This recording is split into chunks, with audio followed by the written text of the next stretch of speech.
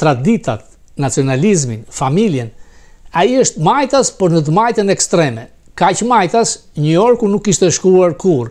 Ka ndodhur në 1924 me Al Smith, të ofruar nga Roosevelt, dhe ka dështuar. Tezat që ai ka, premtimet pafund, janë thjesht për fushat, nuk do të mund të realizojë. Në qoftë se do të bënte transportin falas, që e ka koston $700 milion, atëherë autobusët e New Yorkut do të ktheheshin në hotele për homeless, një problem tjetër shumë i madh. Shumë gjëra nuk i kanë dorë majori, ka dhe guvernatori, ka shteti federal. Po, pavarësisht rezervave që ke për mandanin, i cili cilësohet si fenomen në fakt, për demokratët çfarë mund të themi? Ata ende të fortë edhe aktiv politikisht. Demokrati kanë treguar diçka të tillë. Demokrati më vezullues është Barack Obama. Ai nuk e mbështeti. E kupton që ky është një rrezik i madh për demokratët. Nëse Partia Demokrate do të mbështeset tek njerëz të tillë dhe Cortez, do të ketë një humbje shumë të thellë mbas një viti. Indirekt kjo shërben për Trump. Një komunist po drejton New Yorkun. Nuk ka ndodhur më parë. Nuk ka në gjë shumë të madhe. Ai fushat thjesht me celular, fushat Facebooku. Nuk ka thelb, nuk ka bazë. Unë pash debatet e tij, ai nuk jep të dot asnjë provë se si do i thanë zotërisht $700 milion, ku do t'i gjesh? Nuk mund të vazhdosh që do ta taksoj të pasurit. Sepse nuk funksionon se i pasurit ikën në Florida në Texas.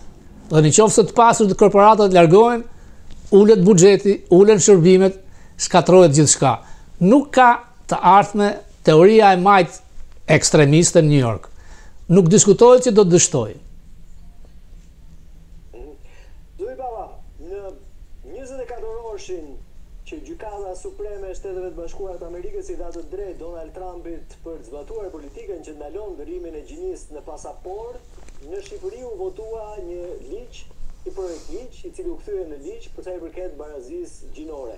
A ke një koment në lidhje me të? Besoj te ke ndjekur si gazetar. Gjykata Supreme ka nxjerrë një vendim for now. Nuk e ka përfundimtar, po unë shpresoj që të ngeli këtu. Fundit gjinit 2 janë, është biologjike kromozom.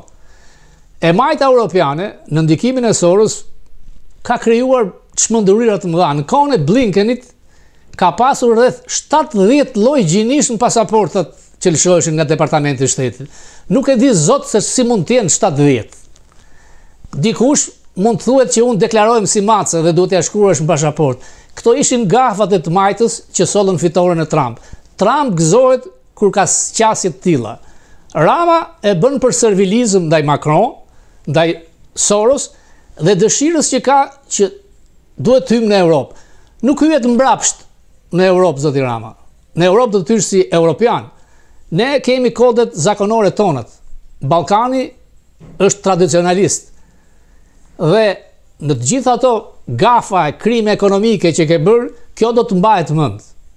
Dhe aq më tepër që shikon se si shkojnë si ushtarë dhe votojnë. Çfarë të keqe kishte që disa socialistë të votonin kundër liderit global, të cilit në mënyrë turpshme Balluku i ka vënë dhe lloj-lloj nofkash që tregon qartë që ajo parti është një lloj degenerimi amoral, ka humbur çdo forcë përbindëse dhe bën dhe këto veprime që për mendimin tim nuk pranohen nga shumica e shqiptarëve.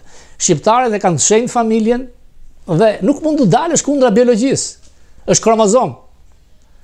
Transgenderit është një perversitet. Secili në jetën private mund të bëjë çdoj, por të justifikosh këto në një vend si Shqipëria, për mua është e papranueshme. Dhe ideja që këtë e ka BE-ja, ju mund të bëni një listë, shumë pak vende e kanë. Pastaj nuk do të thotë me që e ka BE-ja ta kemi ne. BE-ja ka dhe shumë gjëra tjera të këqija. Nuk kemi pse t'i marrim. Zoti Baba, falenderoj. Kënaqësi.